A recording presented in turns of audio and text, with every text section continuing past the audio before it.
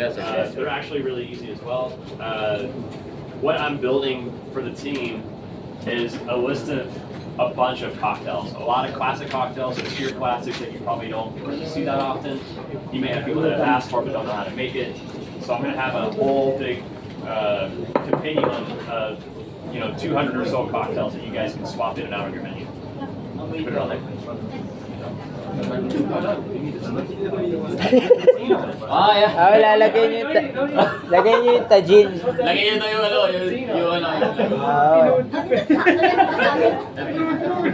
Kasi diyan ginagamit ng mga Mexican. Asan na yung ano? Don't have break yet.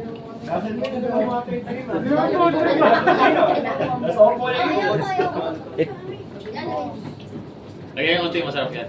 Hindi. No, akin na daw. Try niya. They said it will process on your stomach. What? It will just process on the stomach. Here we go. It's for you. Asa na? Akin na daw yun. Wala na, naubos Asa na? na. Ay, sige. Ito na lang, dito na lang itong masaan. Sir. Ito na lang yung iba. Yeah, may asin. Press lang, same. Yeah, it's got salt down. It's got salt. Yeah. Mas masarap may so. This is just the pure stuff. It has Tapos slime. nakarami ako niyan. Sarap magbako pa rin. It's good, right? You guys are like, yeah. Oh my god. Try ko. Curious. Mas matindi ang pag sa sinasabi niya mango. Masarap yung mangga.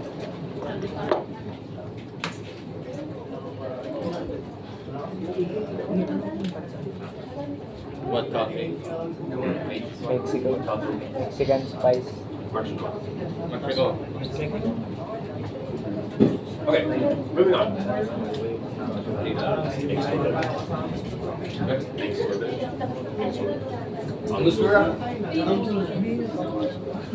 All right, so this is banana cocktail. This is going on to the banana.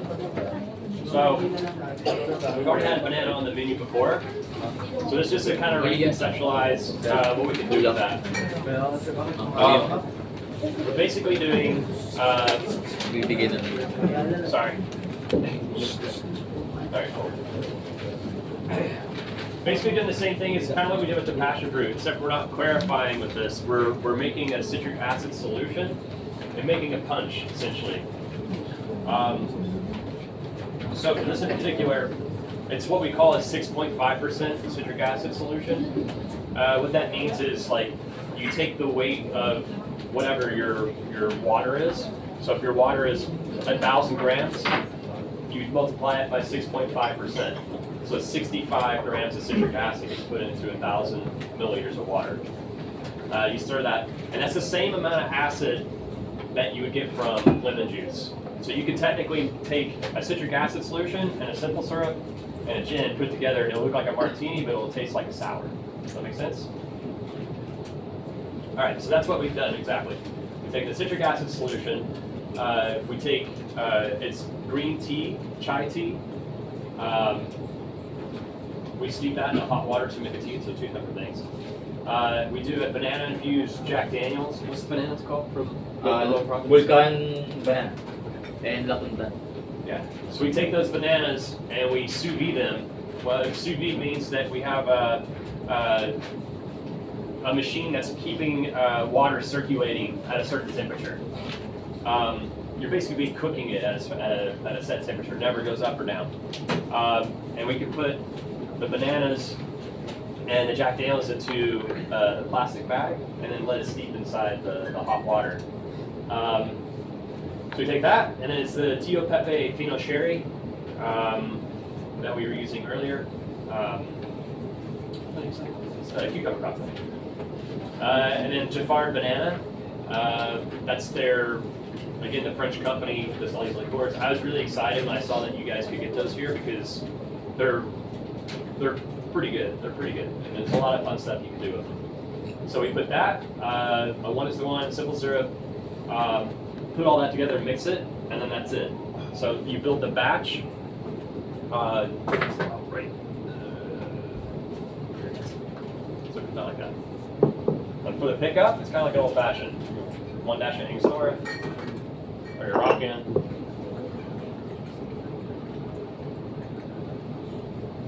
That's it. Thank you. Pero sarap. Jack Daniels. Jack Ano ba yan? Daniels ka, Olo. Sa Ano bahay. yan? Banana. Jack Daniels. Tapos sinubi sa banana. Sa banana.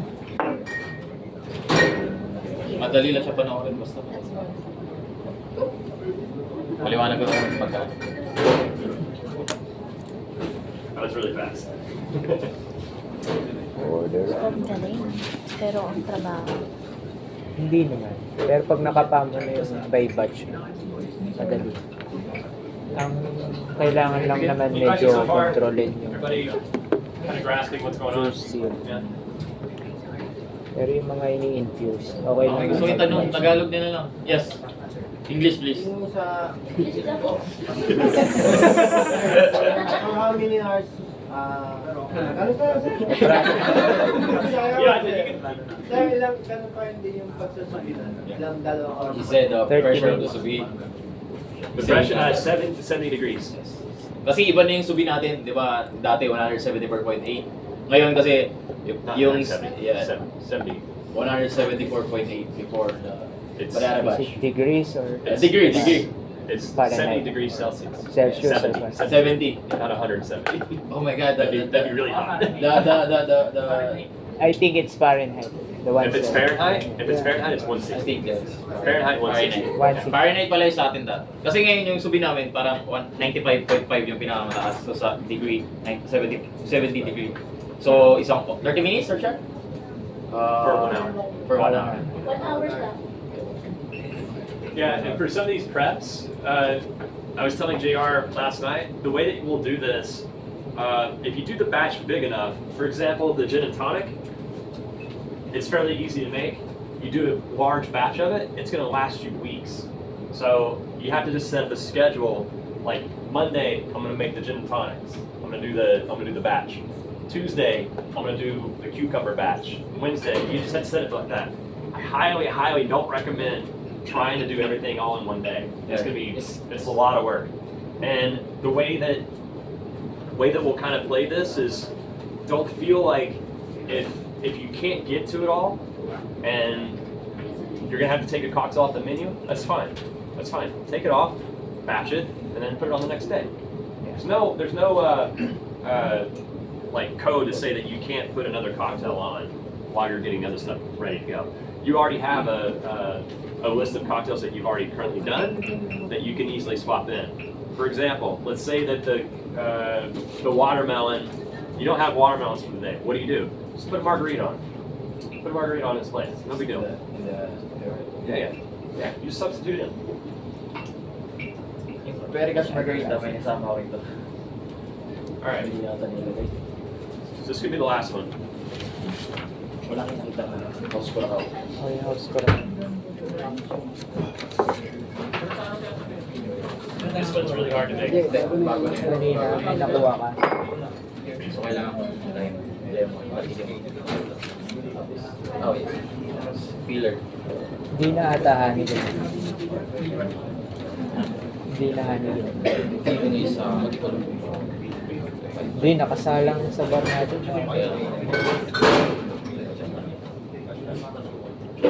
Yeah, a filler. Yan. Sabi ko na nga ba, filler.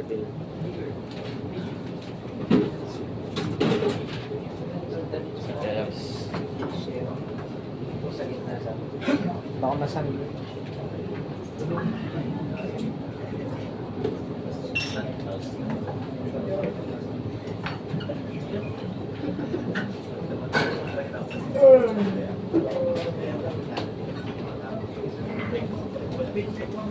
So Boulevardier. This is a variation of a Boulevardier. Boulevardier is essentially a whiskey Negroni. But it is a classic cocktail. It's a little bit more of an obscure classic that's kind of come around in the last 20 years or so. So what we've taken is Johnny Walker Black Label, and we've infused it with Pandan using a sous vide. basically chopping up the leaves, putting it to a bag, sous videing it for 30 minutes, like pretty fast. And then we take Campari and then Cinzano Rosso, put those together with the Fondant Scotch. We add a little coconut water and then cold brew coffee, just a little bit of cold brew coffee. And then the idea with these is that you keep them really cold in the fridge. So keep them in the refrigerator, keep them on ice, so that when you pick it up, you're just pouring it right in, just like I did. And then for this, you're gonna finish it with an orange zest, but we don't put the orange zest in the actual cocktail. So,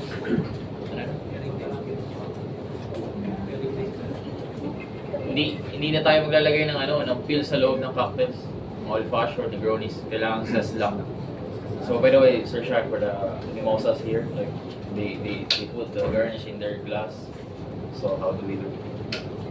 No. Yeah. So The only thing that gets a twist is an old fashioned. So yung- Orange twist. Yeah. yung mimosa ninyo, pwede kayo mag-zest, then huwag na kayo maglalagay ng garnish. The reason is whenever you take if you take an orange peel and you press it on top, you put it to the drink, it's still leaching out all those oils. The cocktail is going to taste like orange. It's not supposed to taste like orange. It's supposed to taste like a Negroni. So you're only using it to season the top of it. So that's a misnomer that a lot of people, will continue to do, but it's kind of, to me, it ruins the cocktail. Kaya for the cucumber mimosa. They have a cucumber mimosa. And they put also the cucumber. inside? Yeah, The cucumber? Yeah. Cucumber's different. I'm talking about just for orange peels. Oh. Yeah, just for orange peels. Yeah. All right.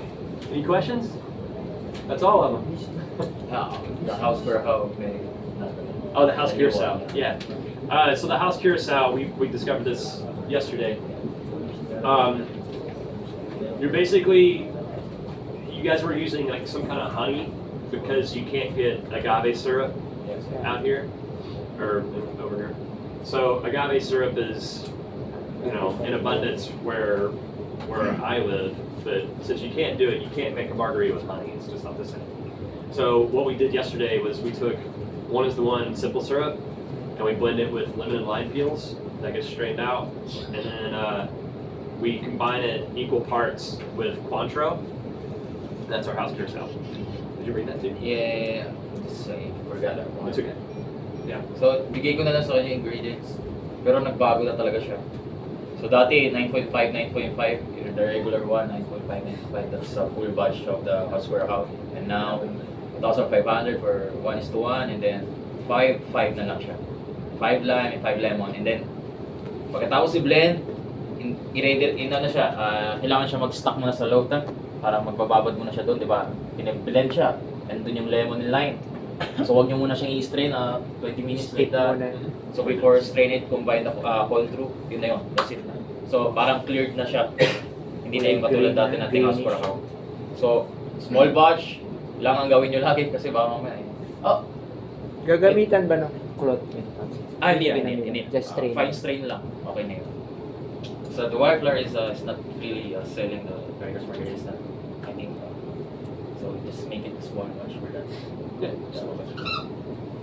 It's really easy to make, so Yeah. you can take 10 minutes to prep it. Yeah. So If they get, if they do the small batch, no? I would do 500 ml. 500 ml. Yeah. 500. Yeah, about So the- 500 of the Oh, yeah, the citrus one infused piece of- simple syrup, Yeah, and then you have your 500 Cointreau put together, and you have a liter. Yeah. Yep. So, pag 500 grams ng, or ml ng 1:1, isang lemon, isang lime. Peel? Yes. Hindi. Yung balat lang, balat. Pero buong peel po na. Yes, buo yung peel, and then blend ninyo, and 20 seconds. Yun ulit. 20 minutes of resting to infuse. 20 and then- minutes yung resting niya. Yeah, strain, and then equal parts. Okay. So, ulitin ko 500 ml na 1:1, isang lemon, isang lime, peel, pagsamahin, blend ng 20 seconds, tapos i-rest siya ng 20 minutes. Tapos yung timbang nun, yun din dapat ang timbang ng cold brew. Yun lang, same lang pa rin ang process dati. Pops, yung kasi yung 500, di ba sabi nyo na by ml yung liquid or Yes, isa pa yung huwag na kayong gagamit ng scale. Ito, the scale 1. Oh yeah. So Yeah, the So, five- kung gagamit ng skill, cinder sa blender o yung pitchill na maliit, alam niyo yun? Yun, mas maganda yun. So, pag once sa cocktails, usually yung mga syrup, magkaiba kasi sila eh, water yun eh. Pag water kasi, mas ano yung... Parang sinasabi niya pag ginagrams natin yung like kunyari may sugar syrup. So yung water lang yung yung water lang yung nasusunod sa sukat sa Susunod. grams. So pag once na sa alak, iba talaga sinukat niya. By ml Pinakita sa akin talaga. sa Sean yun. So talagang mali. So huwag na kayo gagamit ng skill pag gumawa kayo ng mga batch sheet kung sakali. Pag So dapat, nakalagay ml, dapat yes. measuring picture. Kunyari, gagawa kayo ng ito. Tell the reason why. So magre-request na lang tayo measuring 500, picture. ganun dito lang. Mag-request na lang bawat store pag wala kayo, kailangan nyo sa bar nun. Yeah. When you're putting batches together, always use a measuring cup. Don't use a scale. Yes. Yeah, because simple syrup weighs more than water, so you can't use the scale. So if you do 500 mLs on a scale, it's actually it's too much. Yes. Yes. It's not good. 1,000. Yeah. So you have to do it. You have to do it with a measuring cup. All right, that's all I got. Any questions? Questions? Sige, patanong ba kayo? All right, I expect you guys to make those tomorrow. Yung sa sir, for the lifespan of the... Gano'ng katagal na? There. Kunwari, ginawa ko yun. How long to expire the ice cream house? So, The house curacao, since you're putting it with Cointreau, it'll last months. yeah. Months. So okay yun. Gawa kayo 1,000. Dalawa-dalawa. It's good. Yeah, there's enough alcohol in Yeah. Cointreau to fortify it. Syrup, tsaka control lang naman yun eh. Tapos yung cess lang naman yung nandun. So, hindi nga talaga basta-basta mag-expire. Ano yun sa'yo? Sir, yung lifespan ng house wrapper. Ha? Lifespan. Yan na nga. Yan na nga. Kasi ako Same question. Same question. Yeah, same question. Different way of the question. Like, yeah. Ang galing ko doon. But when we use the fruit syrup, sir, like, Yeah, about this one. should be- Yeah, so with the watermelon and the cucumber, no more than a week. More than a week. No, No, no just, more. more. just Less. a week. Just a week. 1 week. 1 week. And about this one, the last, I think. The lassi, it's still got a little bit more sugar in it. It's probably 2 weeks. 2 weeks. Fix.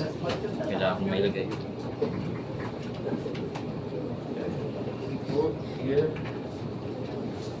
Diba, tanong And then na. all the batches that we do that's not a syrup, they'll last indefinitely. So if you build the banana batch, if you do the whole thing for that and the passion fruit batch, it's gonna last for months. So if you guys do a big batch of it and you have room to store it, you're not gonna have to make it for a while.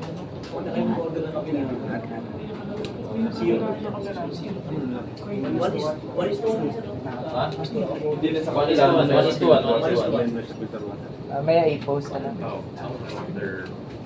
their emails so I can do the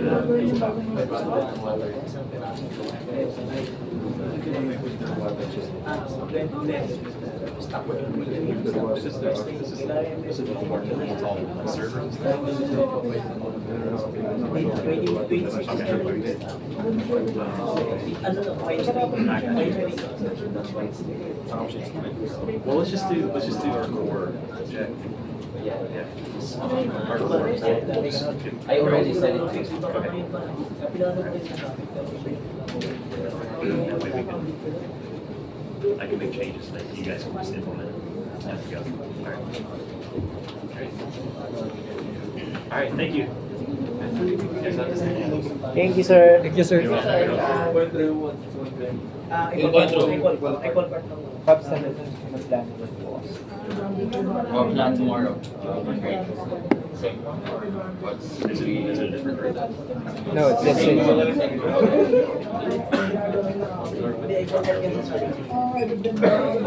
So, tapos na tayo for today, pero i-double check natin kay PJ. Check with. Kaya, I will You just know.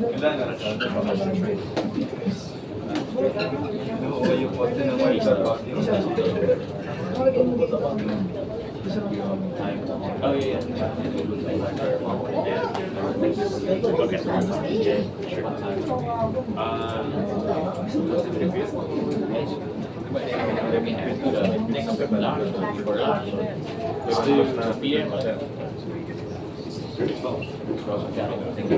So tapos sabay lahat ng cocktails ng white flower, gagawin namin support ulit. Tapos siya yung mag-update ng anong dapat gawin na ulit, baka sigurado ako may pagbabago ulit. So isend na lang namin doon as close tayo. Sir Jeric na yung bahala sa mga cocktails ng mga mimosas, gano'n, or support. Wala. So for tomorrow, pero kakausapin pa si Chef BJ. Oo. Kung walang magiging update, so pasok muna tayo sa story. BJ spying on us. CCTV. This would be a photo. So, yun lang. Thank you. Pag may question, kasi yung sabi ko sa kanya, yung cocktails kasi ng Salcedo Bar tsaka Pigs, baka dun lang yun sa bar namin. Sa bar lang talaga. So sa White Flower, di ko pa alam yung decision nila, boss. So di ko alam. Malay nyo ilagay naman. So parang mangyayari is, 4-5 naman kami naturuan about dito. Parang kung sakaling ilalagay sa ninyo, sa menu ninyo, may isa-isa na tao na pupunta. Ano lang, kumbaga, ang ginawa lang ni Shabili, parang Sir Sean is here. Parang gusto niya lang din na sa kanya mismo manggaling yung mga words na mga cocktails or yung mga prefings. Pero pag once na ituturo na, is siya rin nagsabi na kami-kami na lang yung magtuturo. Kasi mahirap nga naman talaga na ituturo sa inyo, tapos sabay, alam niyo, basta, ayaw niya na, hindi na lang. Okay, sir. Sabi yan, sir. Yan lang. Oh, yeah. I said you're so handsome. So, a lot of words. Sir Sean is really handsome. Guapo. Yeah. Oh. Atay ka, di narinig. Di narinig yung words na yun.